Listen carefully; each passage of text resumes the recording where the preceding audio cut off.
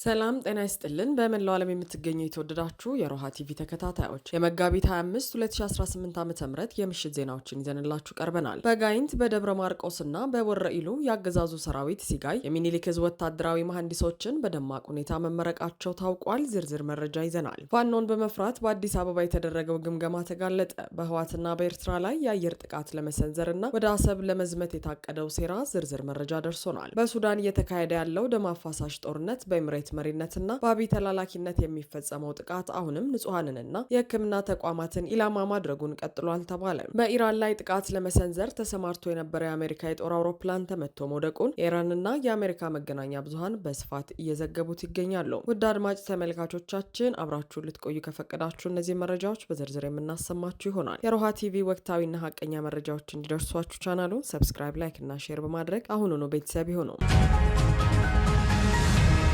በጎጃም እና በጎንደር ከፍተኛ ድል የተገኘበት ውጊያ ሲካሄድ በወሎ ቀጠና በርካታ ወታደራዊ መሐንዲሶች ተመረቁ። የአማራ ፋኖ ብሔራዊ ንቅናቄ አፋብን የቴዎድሮስ ዕዝ 206ኛ ኮር አዳኝ ቡድን በደብረ ማርቆስ ከተማ በፈጸመው የተቀናጀና ስልታዊ የቦምብ ጥቃት በአገዛዙ የአድማ ብተና አባላት ላይ ከባድ ኪሳራ አድርሷል። ትናንት ሌሊት 7 ሰዓት ላይ በተፈጸመው በዚህ ጥቃት ስላሴ ካምፕ ተብሎ ከሚጠራ ወታደራዊ ግቢ ተነስተው በፓትሮል ተጭነው ወደ መሃል ከተማ ሲንቀሳቀሱ የነበሩ የአድማ ብተና አባላት ኢላማ ተደርገዋል። በዚህም የቲም መሪውን ጨምሮ 9 አባላት ወዲያውኑ ሲደመሰሱ የጫነቻቸው ፓትሮልም በቦምብ እሳት ጋይታ ሙሉ በሙሉ ከጥቅም ውጭ ሆናለች። ከቀናት በፊትም በንጉሥ ተክለ ሃይማኖት ክፍለ ከተማ በተፈጸመ ተመሳሳይ ጥቃት 23 የአድማ ብተና አባላት መደምሰሳቸው የሚታወስ ሲሆን የአገዛዙ ኃይል በከተሞች ውስጥም ቢሆን ከፋኖ ጥቃት ማምለጥ እንዳልቻለ ማሳያ ሆኗል። በተመሳሳይ ዜና የቴዎድሮስ ዕዝ 201ኛ ኮር 54ኛ ክፍለ ጦር ተወርዋሪ ኃይልና ሻለቃዎች በጋራ በወሰዱት የተጠና ኦፕሬሽን በሞጣ ሙገር ከተማ በጠላት ላይ ከፍተኛ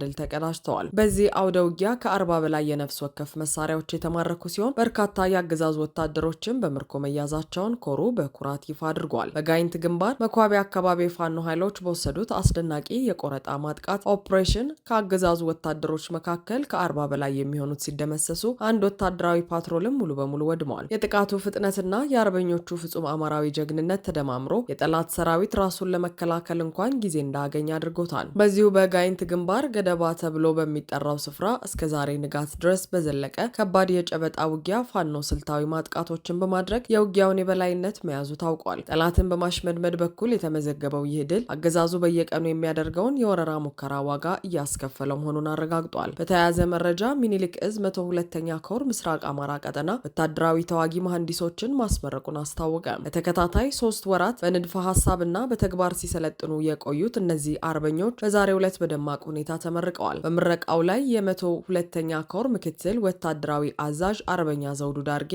እንደተናገሩት የብልጽግናን ጨፍጫፊ አገዛዝ በአጭር ጊዜ ለማስወገድ የቴክኖሎጂ ሽግግር ማድረግ ወሳኝ ነው ብለዋል። የተለያዩ ክፍለ ጦሮች ስር የሚገኙ አሰልጣኞችም ስልጠናው ውጤታማ መሆኑን ገልጸዋል። የፖለቲካ መምሪያ ኃላፊው አርበኛ ሻምበል አሌና የህዝብ ግንኙነት ኃላፊው አርበኛ አታሎ ሙልጌታ በበኩላቸው አገዛዙ በምርጫ ስም የአማራን ህዝብ ለማንበርከክ የሚያደርገው ሙከራ ለመመከት ይህ ስልጠና ትልቅ አቅም እንደሚፈጥር አረጋግጠዋል። በመጨረሻም የሚኒሊክ ዕዝ 104ኛ ኮር ቃኝ ቡድን በወረኢሉ ወረዳ ቁልቢ በተባለ ስፍራ ለወረራ የመጣውን የጠላት ኃይል ድል አድርጓል። በዚህ ውጊያ 10 ያገዛዙ ወታደሮች ሲገደሉ 18ቱ ደግሞ ቆስለዋል። ጠላትም አስክሬንና ቁስለኛውን በአንድ አምቡላንስና በ3 ፓትሮሎች ጭኖ ወደ ጉጉፍቱ ለመሸሽ መገደዱ ተረጋግጧል። ፋኖች የጠላትን እንቅስቃሴ ቀድመው በማክሸፍ በኩል ያላቸው ብቃት እያደገ መምጣቱ በቀጠናው የታየ እውነታ ሆኗል።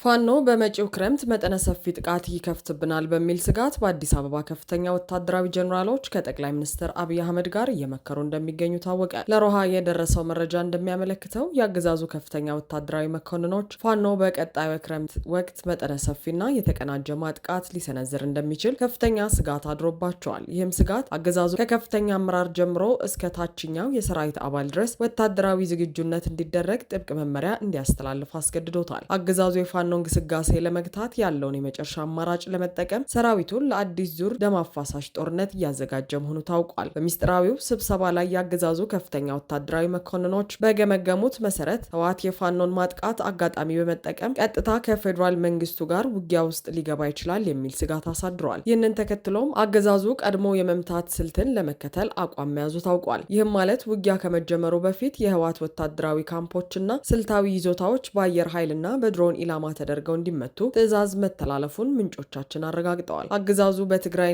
በአማራ ክልል መካከል ያለውን ውጥረት ለራሱ ስልጣን ማራዘሚያነት ሊጠቀምበት መቁረጡን ይህ ውሳኔ ያሳያል። በተመሳሳይ መረጃ አገዛዙ ከኤርትራ ጋር ያለውን ፍጥጫ ወደ ቀጥተኛ ጦርነት ለመለወጥ መዘጋጀቱ ነው። የኤርትራ ኃይሎች በታቀደው ውጊያ ውስጥ የሚሳተፉ ከሆነ የፌዴራል መንግስቱ ጦር በቀጥታ ወደ አሰብ በመዝመት የወደብ ባለቤት ለመሆን እንደሚንቀሳቀስ ተገልጿል። ለዚህም ይረዳ ዘንድ በአሁኑ ሰዓት በአፋር ክልል መጠነ ሰፊ ሰራዊት የማስፈርና ወታደራዊ ቁሳቁሶችን የማከማቸት ስራ በይፋ መጀመሩን የሮሃ ምንጮች አረጋግጠዋል። ይህ እርምጃ ቀጠናውን ወደማይወጣው ትርምስና የጎረቤት ሀገራት ጦርነት ውስጥ የሚከት መሆኑ ተመልክቷል። በዚህ ምስጢራዊ ግምገማ ላይ የብልጽግና አገዛዝ አመራሮች እጅግ ትዕቢት የተሞላበት አቋም ማንጸባረቃቸው ታውቋል። ይህንን የክረምት ወቅት በድል ከተወጣን በቀጣዮቹ 20 ዓመታት ማንም ሊነቀንቀን አይችልም የሚል አቋም መያዛቸው ተሰምቷል።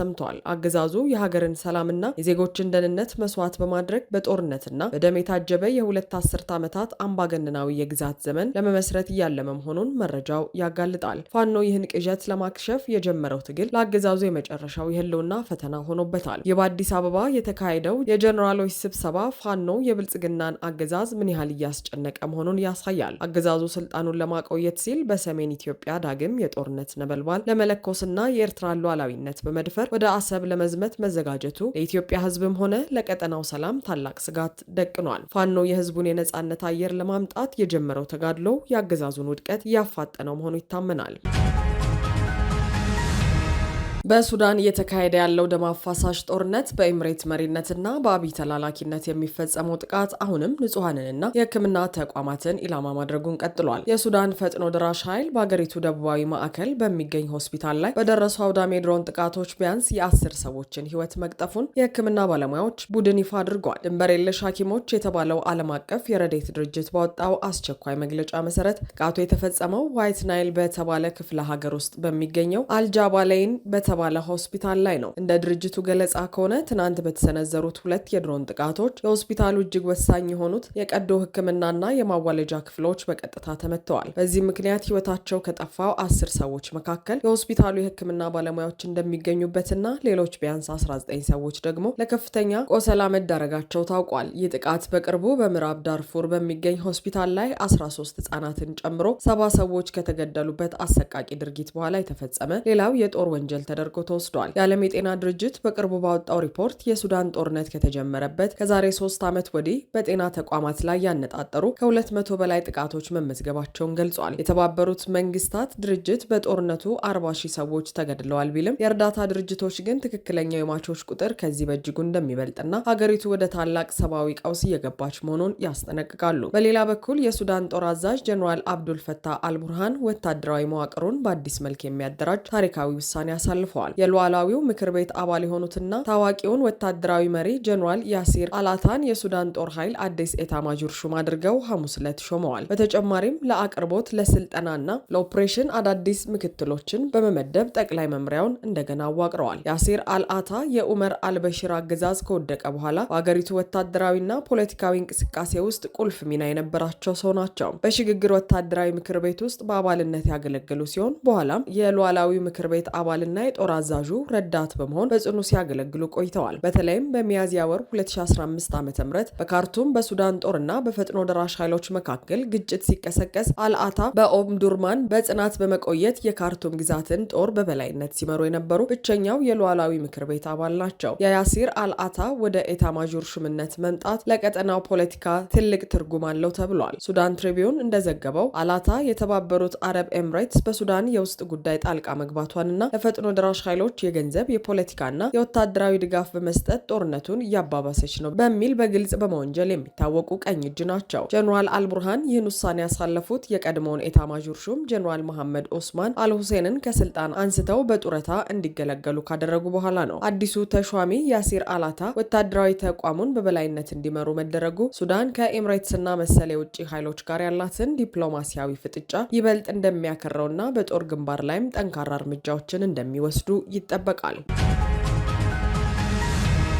በኢራን ላይ ጥቃት ለመሰንዘር ተሰማርቶ የነበረ የአሜሪካ የጦር አውሮፕላን ተመቶ መውደቁን የኢራንና የአሜሪካ መገናኛ ብዙሃን በስፋት እየዘገቡት ይገኛሉ። ከኢራን እስላማዊ አብዮታዊ ዘብ ጋር ግንኙነት ያለው ታስኒም የዜና ወኪል እንደዘገበው አሜሪካ በኢራን ግዛት ውስጥ ተከስክሷል የተባለውን ተዋጊ ጀት አብራሪ ለማግኘት ከፍተኛ ፍለጋ እያደረገች ነው። እንደ አክሲዮስ፣ ሮይተርስ እና ኒውዮርክ ታይምስ ያሉ ታዋቂ የዜና ተቋማት የአሜሪካ ባለስልጣናትን ጠቅሰው እንደዘገቡት አውሮፕላኑ ተመቶ መውደቁንና አብራሪው የት እንዳለ ለማወቅ ጥረት እየተደረገ መሆኑ ታውቋል። የአሜሪካ ጦር ማዕከላዊ እዝ መጀመሪያ ላይ መረጃውን ለማስተባበል ቢሞክርም አሁን ግን የዎል ስትሪት ጆርናል ዘገባ እንደሚያመለክተው የአሜሪካ ኃይሎች በሄሊኮፕተሮች፣ አውሮፕላኖችና በቅኝት ድሮኖች የታገዘ መጠነ ሰፊ ፍለጋ ዘመቻ እያከናወኑ ነው። በታስኒም ዘገባ መሰረት አውሮፕላኑ ሲመታ አብራሪው በፓራሹት ከአውሮፕላኑ ወጥቶ የኢራን ግዛት ውስጥ አርፏል። የኢራን መንግስት ቴሌቪዥን ጣቢያ በበኩሉ ይህንን የአሜሪካ አብራሪ በህይወት ለያዘ ወይም ለጠቆመ ሰው ከፍተኛ የገንዘብ ሽልማት እንደሚሰጥ በይፋ ማስታወቁ ሁኔታውን ይበልጥ አሳሳቢ አድርጎታል። ይህ በእንዲህ እንዳለ ፕሬዚዳንት ዶናልድ ትራምፕ በትሩዝ ሶሻል ገጻቸው ባሰፈሩት ጽሑፍ አሜሪካ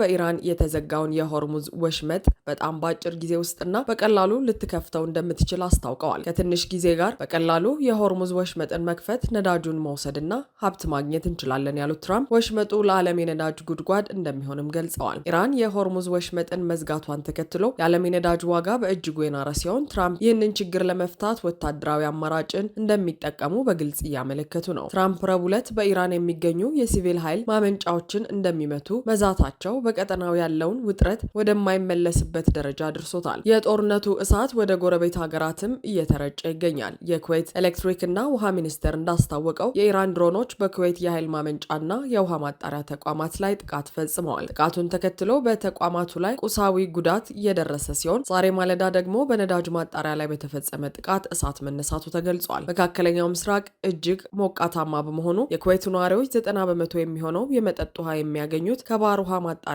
ማዕከላት ነው። በእነዚህ ተቋማት ላይ የሚፈጸም ጥቃት ሀገሪቱን ለኑሮ የማይመችና ለከፍተኛ ሰብአዊ ቀውስ የሚያጋልጥ በመሆኑ የባህረ ሰላጤው ሀገራት በትልቅ ስጋት ውስጥ ወድቀዋል። ከዚህ ቀደም ከግጭት ርቀው የነበሩት እነዚህ ሀገራት አሁን ግን የኢራንና የአሜሪካ ጦርነት ሰለባ የሆኑ መምጣታቸው በቀጠናው ያለውን ፍርሃት አንሮታል።